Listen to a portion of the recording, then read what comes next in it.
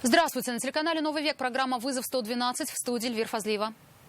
И сегодня мы расскажем, как и почему мужчина угрожал взорвать свою квартиру. Камеру выключите, пожалуйста. И какую роль в этом сыграла уборка.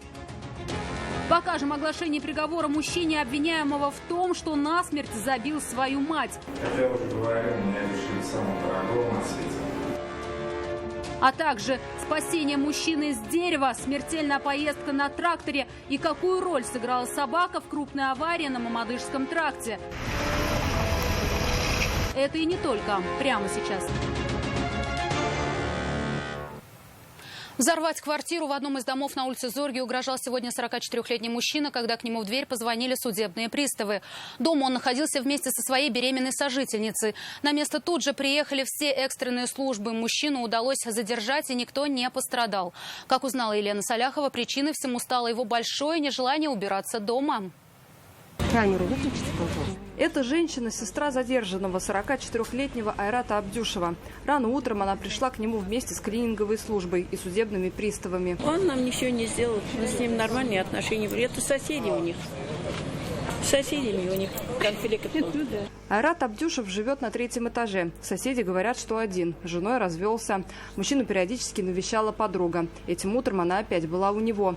Образ жизни мужчины ее, видимо, не смущал. Но жители подъезда соседству с ним не были рады. Рассказывает, он любил выпить, но это полбеды. Его квартира больше напоминала помойку. Приносил домой мусор не один год. Других подъездов неудобства какие-нибудь еще создавал? Соседи жаловались, он мусор собирал. Кому это нравится? Конечно, грязно очень дом был у него. Это мы слышали.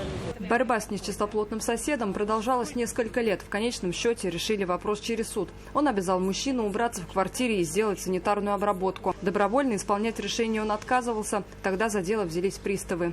Поездка управляющей компании Приморский районный суд города Казани обязал должника, проживающего по адресу Зорги 77, устранить захламление, привести помещение в соответствии с санитарными правилами и нормами, произвести вывоз мусора и обработку помещения.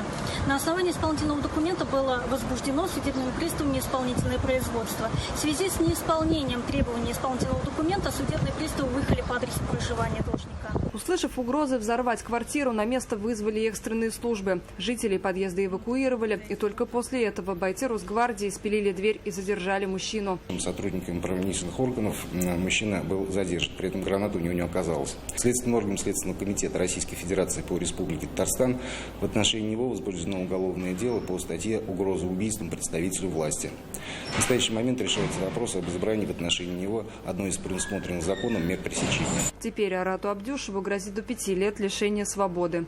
Елена Саляхова, Константин Бушуев. Вызов 112.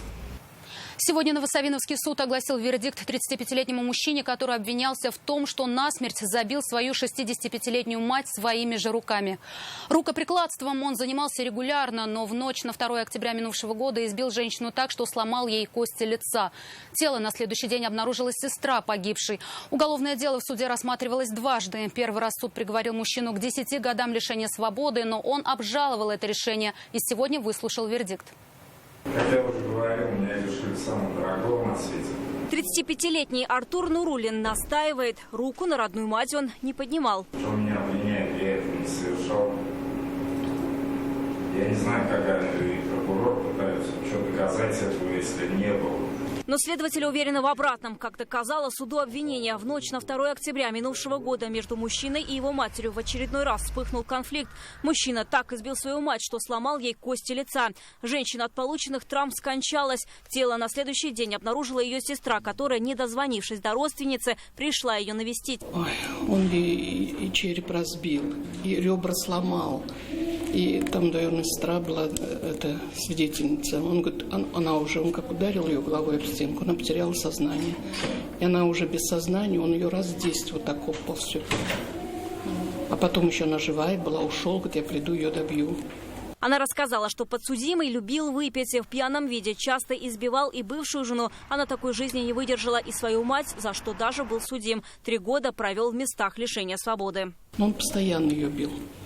До этого он сидел за то, что ей голову разбил. Ей операцию делали, вскрывали. Практически оставил ее инвалидом. Она не могла ни спать толком. Потом у нее приступы стали. В обморок падала, руки ломал. В этот раз Артура Нуруллина обвинили в умышленном причинении тяжкого вреда здоровью, повлекшее смерть человека. В декабре минувшего года суд приговорил его к 10 годам лишения свободы. Но подсудимый не согласился и обжаловал вердикт. Дело направили на новое рассмотрение. Сегодня Новосавиновский районный суд Казани оставил приговор без изменений. Мужчина отправится в колонию строгого режима на 10 лет. Вероника Кайнудинова, Елена Саляхова, Константин Бушуев. Вызов 112. 45-летнего мужчину минувшей ночью сняли с дерева на улице Парковая. Он забрался на высоту около 8 метров. Это примерно уровень 3-го этажа. Слезть не смог и попросил о помощи. Прибывшие на место спасатели с помощью трехколенной лестницы спустили казанца на землю. 42-летняя женщина, 5-летняя девочка и собака пострадали в результате 2 дорожных происшествий в одном и том же месте на Мамадышском тракте. Сперва девушка за рулем «Пежо» сбила овчарку, которая выскочила на дорогу. Пока с очевидцами выставляли аварийные знаки и звонили ветеринарам, в стоящие машины влетела «Рено». Юлия Гоголева расскажет детали. Удар был такой силы, что 2 машины были уже не на ходу. С середины проезжей части их оттащили другие водители, чтобы разбитые автомобили не создавали на дороге затор. Все началось с собаки, которая резко выбежала на проезжую часть. Пса сбила девушка за рулем «Пежо». Она остановилась, следом затормозил водитель «Рено Сандеро», а в соседнем ряду еще одна машина. Мы просто по левой стороне остановились, они посередине стояли. Мы дали ей знак, чтобы она выставила сзади. И она, получается, знак выставляет, возвращается к нам, чтобы мы дозвонились до ветеринара, чтобы на передержку собаку отдать. И вот тут, говорю, считанные секунды, и в них влетает вот эта вот белая Каптюр. «Рено Каптюр», за рулем которого была 42-летняя женщина, на полной скорости влетел в стоящий «Рено Сандеро». Его, в свою очередь, отбросило вперед на «Пежо». Предполагаемую виновницу ДТП увезли в больницу. Она жаловалась на боли в ребрах. В аварии пострадала и 5-летняя пассажирка «Рено Сандеро». Не забыли и о сбитой собаке. Овчарка. Она жива, у нее сломана лучевая кость, челюсть повреждена. Ну, как бы мы вот сейчас всем миром соберем, чтобы прооперировали. И вот нам надо найти хозяев. Очевидцы разыскивают хозяев этой собаки. Сейчас она находится на передержке ветеринарной клиники. Юлия Гоголева, Наиль Абдуллин, вызов 112. 2 человека погибли сегодня утром на автодороге Актаныш-Кирова. Все произошло на перекрестке в сторону деревни Старая Сафарова. По предварительным данным, 36-летний водитель КАМАЗа с прицепом не уступил дорогу «Ладе» 10-й модели. За рулем легковушки находился 53-летний житель Актанышского района. Вместе с ним в машине была супруга. Удар был очень сильным, шансов выжить у них не осталось. Всего за это лето на дорогах Татарстана погибли 24 человека, из них 2 ребенка. 328 человек, в том числе 55 детей, пострадали. 55-летний водитель трактора погиб, выезжая из двора частного дома на дорогу. Все произошло на улице Центральная в селе Новая Елань, это Альметьевский район. Точное время определить не удалось, только промежуток с 11 до 12 часов дня. Мужчина, выезжая задним ходом поперек, пересек грунтовую дорогу, съехал в кювет и перевернулся. В результате происшествия водитель трактора погиб на месте. Помощью других людей он не воспользовался, сам же был лишен водительского удостоверения по медицинским показаниям. Невнимательность и спешка стали причиной аварии на улице Декабристов. Там лоб в лоб столкнулись «Лада Калина» и «Сузуки Гранд Витара». К счастью, скорость у автомобиля была невысокая, а в аварии никто не пострадал. Девушка, водитель «Лады», сразу признала вину. Куда она так спешила, расскажет Рамиль Шайдуллин. Вы не пострадали? Нет, не пострадал. Они столкнулись лоб в лоб практически в центре перекрестка улиц Декабристов и Шамиля Усманова. Внедорожник ехал прямо, легковушка поворачивала налево. Девушка не уступила дорогу иномарке. Ехали в сторону московского рынка? Да. Она внезапно выскочила на вас? Ну, она должна, в принципе, пропустить же меня, объехать должна. Она прям напрямую, получается, на перелез вышла.